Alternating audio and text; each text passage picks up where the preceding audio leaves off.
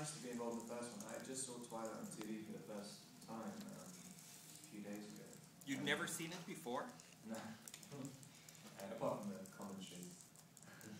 And when my songs came on, I was thinking, wow, that's so bizarre that I actually had those songs in the movie. And I'm kind of amazed that Catherine did it. But I mean, it really shows how, none of us thought it was going to be so massive. I didn't know anyone was going to buy the soundtrack or anything. And so it's a little bit more nerve-wracking of, I don't know, maybe. Over there forward. Hi. So Taylor got a great line in this one when Jacob gets to say that he's hotter. How was it playing that scene? Were you upset that you didn't get a comeback to give him as Edward? And would you like to address that issue right now?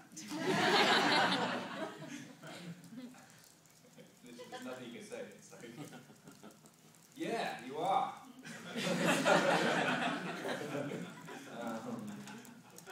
Well, at least I'm not hotter than you.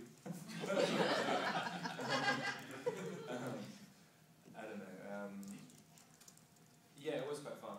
There are quite a few lines in it because Jacob has quite a few catchphrase type lines in this one with me especially, and it is quite funny. For some reason, I always find it quite funny when I'm doing stuff like that with Taylor.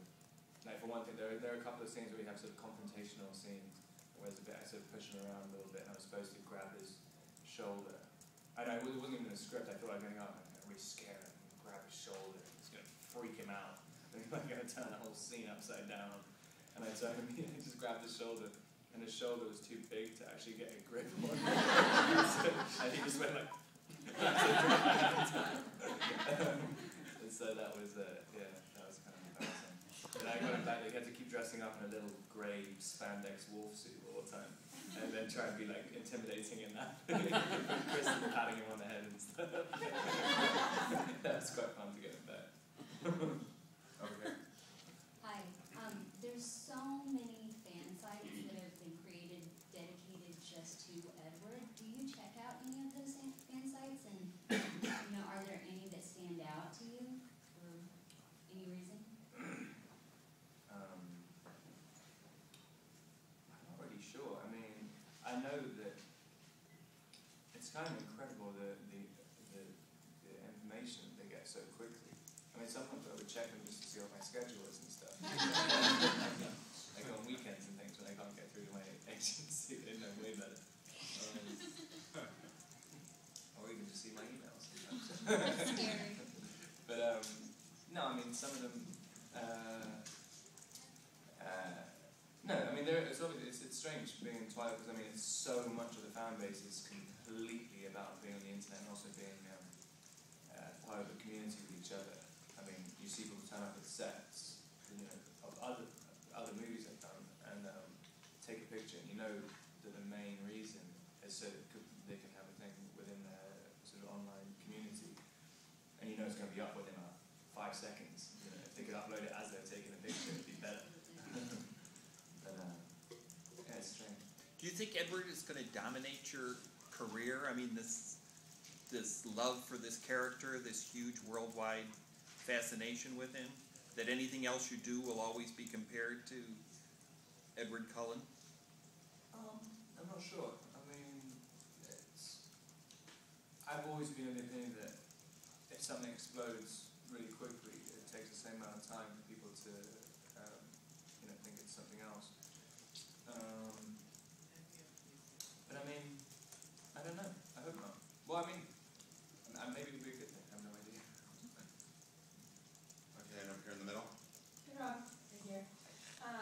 First of all, congratulations. Eclipse is great. I'm just curious, you have a lot of your scenes with Bella, and both you and Kristen are very serious, talented actors. Do you guys like to go over and kind of nitpick everything and really prepare for him before, or is it sort of like, let's get on set and be spontaneous and see what happens? How do you like to prepare for those kinds of scenes?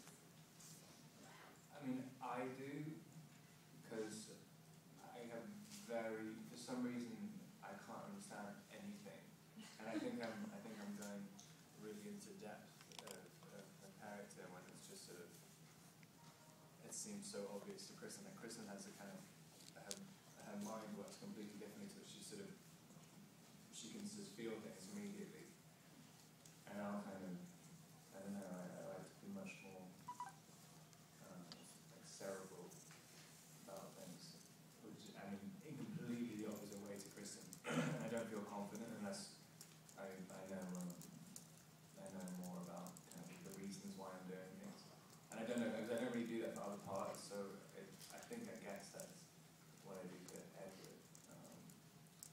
Yeah, but I've always, since the first one, I've always kind of had to go in depth about things. Right here. Robert, can you talk about some of your upcoming films, Bel Ami, Water for Elephants, and Unbound Captives, and the characters you're playing those? And Bellamy is about a character called Georges Leroy, who he's an ex-soldier, with a broke ex-soldier in Paris in 1890, and basically has no drive. He just has sort of, he's just jealous of everything and things. He's basically, I quite liked it, the story, because it's kind of like kids nowadays, like everyone feels entitled without saying, everyone wants to, you see someone who wants to go into a job, they don't want to do entry-level jobs, like, in college, I want to get $100 grand a year. Like, as soon as I'm out of the gate, I'm like, it's exactly what this guy's like, but he's completely talentless. And the only thing he does is, by accident, finds this guy who's in the army with in a brothel, and he gives him, this other guy wants to impress him, and he gives him some money and invites him around, and it ends up being like he's invited the devil into his house, and he seduces his wife, and seduces absolutely all his wife's friends, every single influential woman he can get, he has an affair with, and then ends up screwing over the entire society and making millions and millions of francs. That's fun. And yeah, it's really fun. I mean, completely amoral, like, sort of evil character who, it's a story about how the shits kind of all can completely win sometimes. I mean, despite doing absolutely nothing, stabbing everybody in the back. And Water for Elephants is a story about a guy in 1931 whose parents both died in a car crash, and when he's at Cornell University studying veterinary science, and he jumps on a train